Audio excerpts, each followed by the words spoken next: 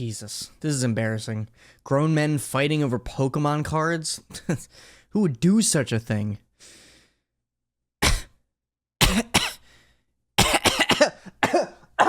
Listen, I've been collecting Pokemon cards since I was a kid. Back when I pulled this baby, a Suicune Gold Star from Unseen Forces. Look at that baby. Wow, wow. I specifically remember opening this up while sitting in a shopping cart at Lowe's. I think it was like a check lane booster. They sold them there at the time. It was the rarest card I ever owned. It was my pride and joy. Until I traded it to a group of 5th graders that made me believe that 3 EX cards, 2 of which were promos, mind you, was an incredible trade. Because 3 is better than 1. Am I right, 3rd grade Patrick, you idiot? Anyway, I traded away my rarest card, and that was the day that I learned that evil exists. Especially in the Pokemon community.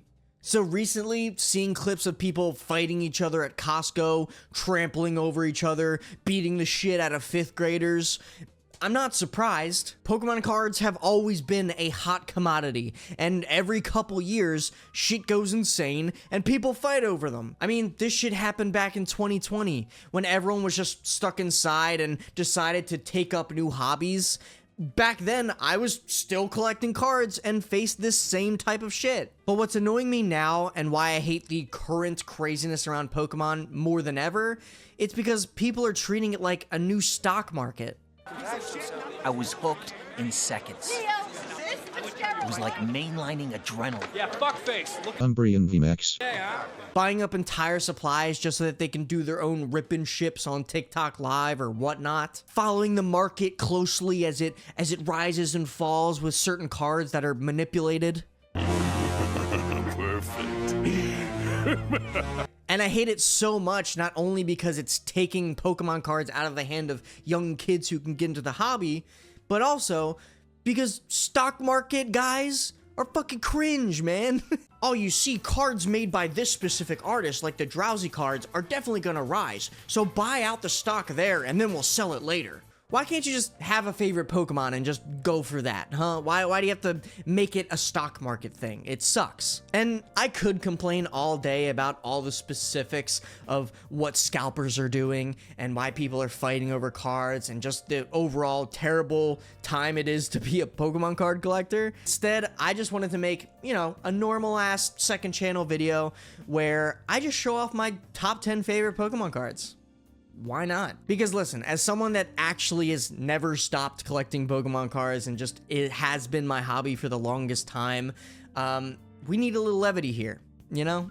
That's the point of the second channel, baby. We're just talking about random shit. I'm gonna show you all my cards, the story around them, and maybe convince some of y'all to become Pokemon cards collectors as well, you know, when everything gets better. Who knows? Number 10. Wailord EX.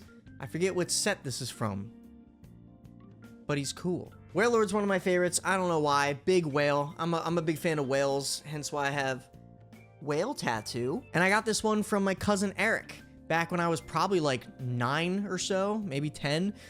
So shout out to my cousin Eric. Classic.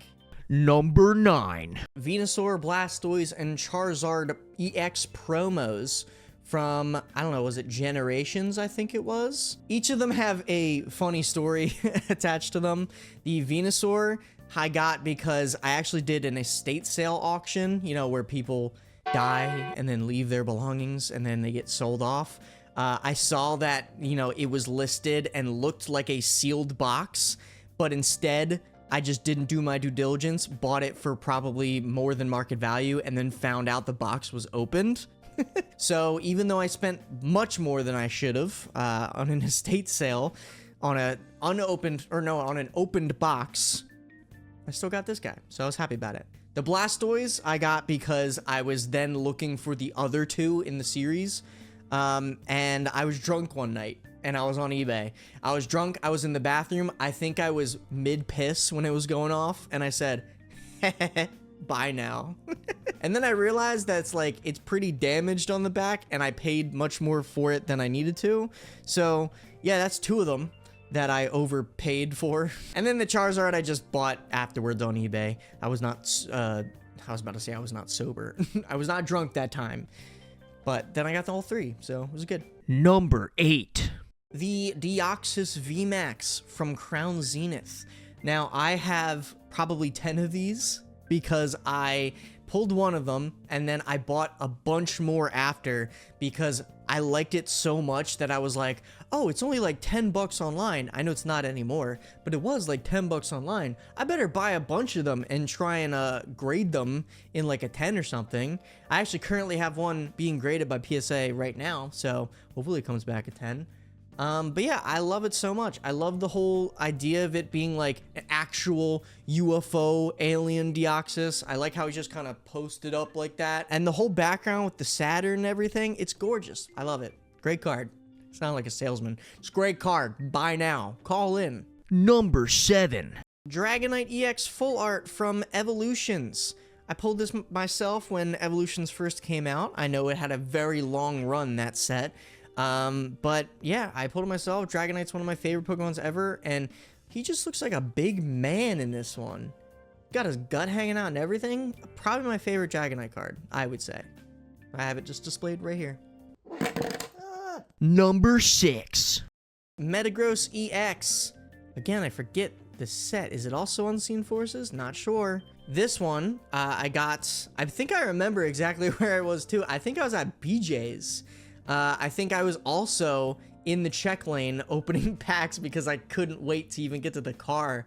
And I think the pack was bought from my Aunt Shirley. So shout out Aunt Shirley. This was the first EX card I ever pulled before even the Suicune. And I love Metagross too. So, and this is the one. This is the actual one. Number 5.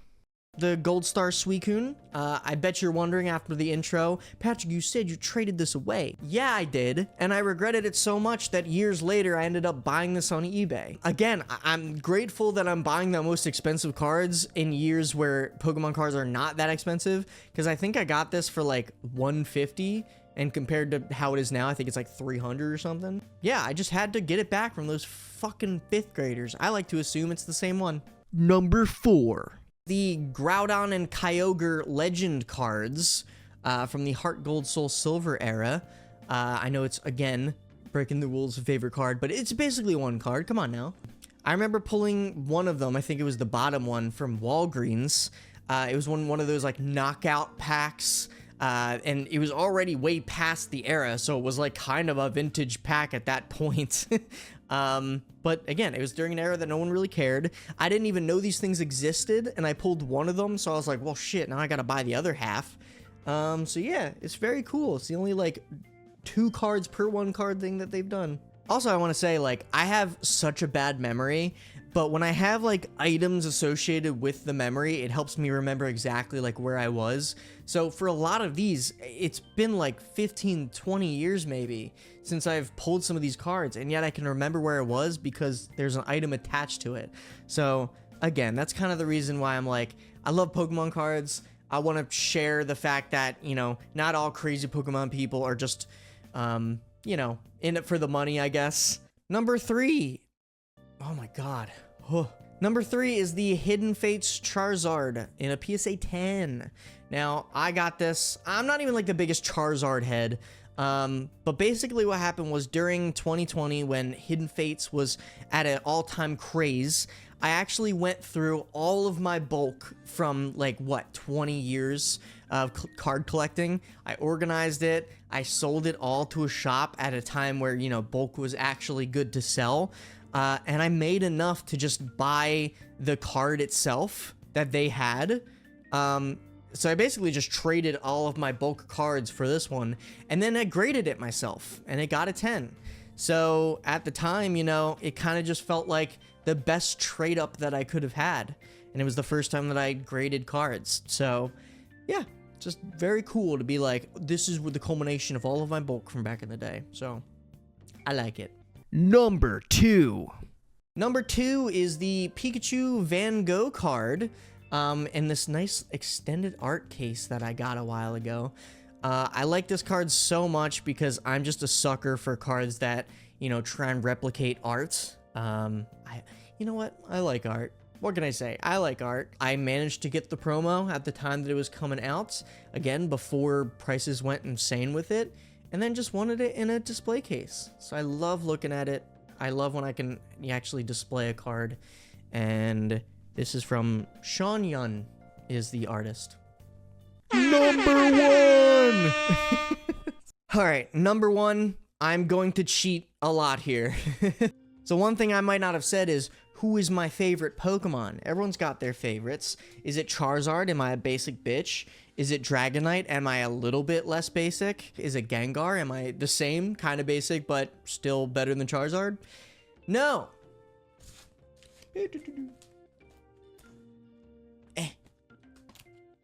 Arcanine. This is my binder of Arcanine cards. I've been trying for a long time to collect every Arcanine card, because, you know, that's the best way to actually collect, is finding a niche and really going with it. So here I have listed, you know, these are my empty slots, all of the Arcanine cards that I own. I've got the Arcanine EX, the Light Arcanine, Blaine's Arcanine separately, all the way up to the most recent Arcanines, which are the Hisuian Arcanines. But two of my favorite things are, first up, the Legendary Collections Arcanine with this insane hollow pattern. It's the only Legendary Collection card I have, at least still. I do remember opening some of that, but I don't have those cards anymore. And finally, probably the coolest thing to me, is a PSA graded sealed pack of EX Legend Maker with the Arcanine pack art. It's in an 8. I graded it myself, and I said, fuck you, are you kidding me? It's sealed. How can it be any less than a 10? But it don't matter. It don't matter. It's authenticated, it's protected forever, and it's really cool. Probably the white whale of my Arcanine collection will be the Aquapolis pack. The Aquapolis sealed booster pack, I think, doesn't sell less than like 900 just in the pack alone. There's also like blister packs I've seen on eBay that I'm like, damn, I would love those, but I'm not fucking rich. Oh, fuck! I'll probably just sell a bunch of stuff and just go ahead and buy that much later, but I have bills to pay. I can't be doing that shit, come on. But yeah, Arcanine, by far, favorite Pokemon. Will complete this collection one day. Maybe when I'm not, you know, paying for so many things and bills and everything isn't getting worse by the day.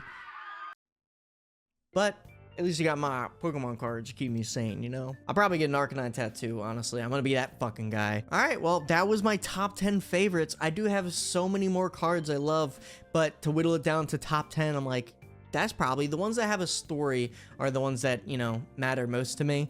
So hope you like looking at a little bit of my collection. I'm a freaking nerd, huh? What a nerdy guy, am I right? My life is like a video game. This is kind of the first of what I'm hoping to make more videos for the second channel. Just random things I want to talk about or show you guys or whatever. Honestly, if I have some Pokemon watchers here, I might do some openings as well. I actually do have a few cards being graded currently, and I'm hoping to do a return later. But we'll see. Either way, thanks so much for watching. Appreciate it. Expect to see more videos on the second channel like this. And yeah, hope you have a good one. Bye!